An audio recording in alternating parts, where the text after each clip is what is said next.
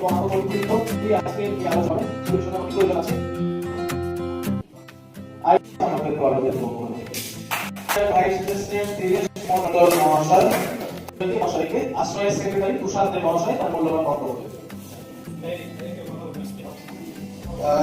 আমার নাম তুষার, আমি একটা শিক্ষার্থী সংস্থা আশ্রয় তার কর্মকার। আর আমি বিগত 25 বছর ধরে আমি একটা স্বেচ্ছাসেবী কাজ করছি। আমি এইচআইভি বলি তো লাস্ট 20 ইয়ার্স তোমরা শুনেছ হয়তো যে আছে এখানে সবার কাছে। আর আমি তোমাদের খুব গ্রেটফুল যে তোমরা আজকে এসেছো এখানে। আমি বলতে তো আসলে কেউ একদম বলবো এইচআইভি কি কেমন আছো? বল নামটা কি? HIV human immunodeficiency virus. মানে এটা কি ভাইরাসের ব্যাকটেরিয়া? ভাইরাস। Very good. কাকে হয় এটা? নিচে বলছি হিউম্যানের হবে, রাইট? হিউম্যান ইমিউনোডেফিসিয়েন্সি ভাইরাস কাকে হয়? সমস্যা কোন মানে হয়? শুধু চালালে হয়? তাই কাকে বলে? হিউম্যান। আর ইমিউনোডেফিসিয়েন্সি যেটা আমাদের শরীরের রোগ প্রতিরোধ করার ক্ষমতা সেটা কমিয়ে দেয়। তাই এটা কি বলে? Human immunodeficiency virus. আমার শরীরে এলো, চলে এলো আমার শরীরে। কি আসতে পারে আমার শরীরে? আর জানা আছে কি আসতে পারে? 40 বছর আগে এই জিনিসটা আমি জানি না কিভাবে চলে আসতে পারে। একটা চিত্র তোমরা ইয়াং ছেলে এবং জানি না দেখছে একটু মূল ব্যাপারটা হচ্ছে যদি আমাদের রক্ত বা রক্ত রক্তভাবে একমাত্র ক্যান্সারে ছেড়ে আসতে যেখানে আমাদের CD4 সেল থাকে, কারণ অনলি রিসেপ্টর সেল হচ্ছে শুধু CD4, সেক্ষেত্রে ছাড়া এইচআইভি কম হতে পারে, আসতে পারে। আমাদের CD4 থাকে কোথায়? Either blood or lymph. Blood আর লিম্ফ দুটো কার্বন কম্পোনেন্ট, ব্লাড বা ব্লাড ফ্লুইড, সেখানে ব্লাড থাকে ইনভলভ। ছোট কোর্স হয়, সিফিলিস, গনোরিয়া, ছোট কোর্স থাকে। আমার সেক্সুয়াল অর্গানসে ছোট ছোট ঘা হয়, সেখানে রক্ত রসে ট্রান্সফার হয়। তো সবথেকে বেশি ইনসিডেন্স কিন্তু আমাদের সেক্স, কারণ সেক্সটা হচ্ছে সব থেকে বেশি ঘটনা ঘটে প্রত্যেকটা দিন।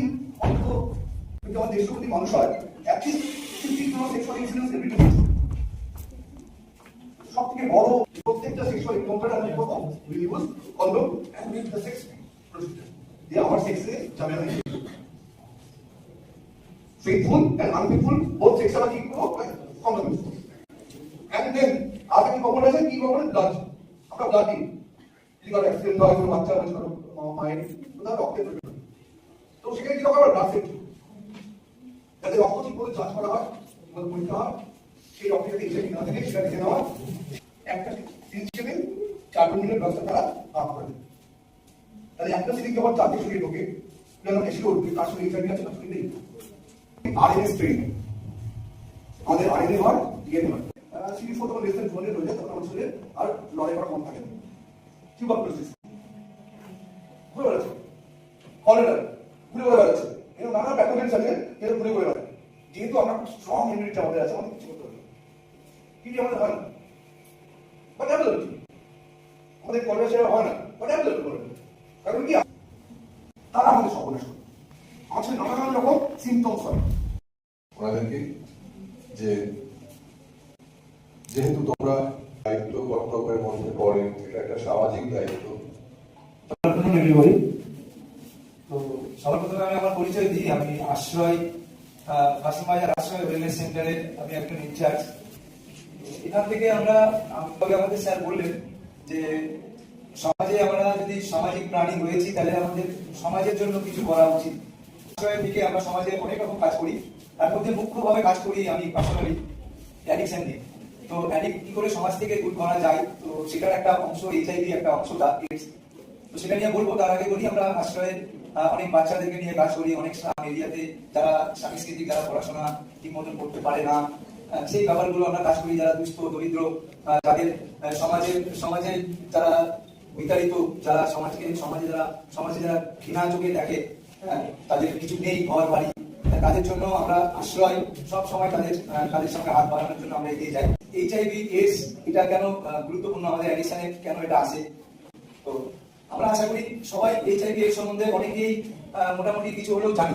এর মধ্যে একটা CD4 সেল হয়, যে সেলটা আমাদের বিভিন্ন রকম রোগ থেকে আটকানোর জন্য, সেই রোগটা সবার প্রথমে আমাদেরকে অ্যালার্ট করে, আমাদের শরীরের মধ্যে CD4 যে সেলটা আছে সেটা আমাদেরকে অ্যালার্ট করে।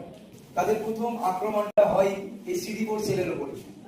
তাই আমাদের এই CD4 সেলের উপরে যখন এই আক্রমণটা হয় তখন আমরা আমাদের ইমিউনিটিকে এডস এর কারণে যে আমাদের যে সিমটম সেটা এই কারণের জন্য আমাদের বিভিন্ন রকম রোগ থেকে আমাদের প্রতিরোধ করার ক্ষমতাটাকে আমাদের বন্ধ করে দেয়। প্রথমত আমাদের সবসময় অ্যাওয়ারনেস প্রোগ্রাম করি বিভিন্ন কলেজে, বিভিন্ন জায়গায়, বিভিন্ন অ্যাওয়ারনেস প্রোগ্রামে আমরা সবসময় সতর্ক এই একটা জায়গায় করতে থাকি। যারা আমরা ঠিক হয় এবং যারা আমরা এখানে বসে আছি তারা জানি তাদের বাড়ির আশেপাশে লোকজন যারা আছে, পরিবারের কেউ যদি থাকে তাদেরকে সতর্ক করাটা খুবই দরকার যে আমরা এরকম ভাবে কোন রকম ভাবে কোন নেশায় যদি আক্রান্ত হয়েও পড়ি, নেশা হোক কি যে কোনো কারণ হোক, ইনজেক্ট কোনো নিডিল কোন রকম ভাবে ব্যবহার করতে পারি, উইদাউট করে ফিজিক্যাল রিলেশন করতে পারি। বিষয় নিয়ে কথা বলতে হবে, এটা কতটা মারাত্মক এ সম্বন্ধে আমাদের অল্প ধারণা। আমরা নিজের চোখে এইডসের কেসের কয়জন দেখেছি আমি জানি না, তোমরা হয়তো কেউই দেখো। আমরা যেদিন নিয়ে কাজ করে আমরা দেখেছি একটা পেশেন্টের কি কন্ডিশন হয়। সুতরাং prevention, one is to our partner is the way. এছাড়াও ইনজেকশনের সিরিঞ্জ, একই সিরিঞ্জ, তাহলে সিরিঞ্জে কি এইচআইভি ভাইরাস থাকে? নিডিলে থাকে, কোথায় থাকে? সমাজের সচেতনতা বৃদ্ধি এবং আমাদের সমাজকে শোধন করার জায়গা। তো আমাদের এনএসএস এর মোটোটাও কিন্তু একদম তাই। সেই মোটো যারা রয়েছেন যে সংস্থা আশ্রয়, ওনাদের কর্ণধার তুষার দে মহাশয়ের সঙ্গে আমি আগে কথা বলেছি, ওনার তরফ থেকেও খুব সহযোগিতা আমরা পেয়েছি এবং ওনাদের এখানে আসার জন্য একান্তভাবে কলেজের তরফ থেকে ধন্যবাদ জানাই। আর রয়েছেন সমস্ত টিচার যারা আমাদের এই কলেজে, সকলকে আমি ধন্যবাদ জানাই এবং তাদের সহযোগিতা। এবার ভিতরে নিজে দিয়ে দেবেন রিভার্স ট্রাফিক করে অনেক বড় সাইজ।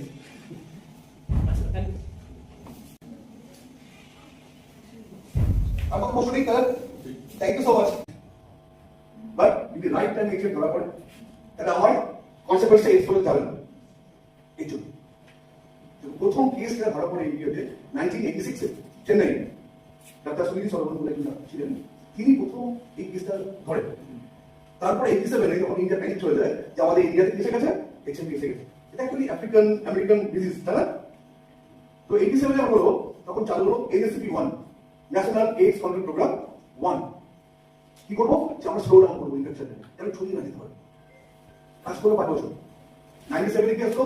NACP 2, ইনফেকশন অনেক বেড়ে গেছে, রিডিউস করতে হবে, কমাতে হবে, রিডিউস করো। দেন NACP 2009 কি বললো? অনেক হয়ে গেছে, এবার উল্টো দিকে চলো, রিডিউস করো, ইনফেকশনকে কমানো, রিভার্স করো। 2014 গেল NACP 4, অ্যাক্সেলারেট করো, অনেক কমে গেল ইনফেকশন। এখন চলছে NACP 5, কি বলছে? Don't get panic.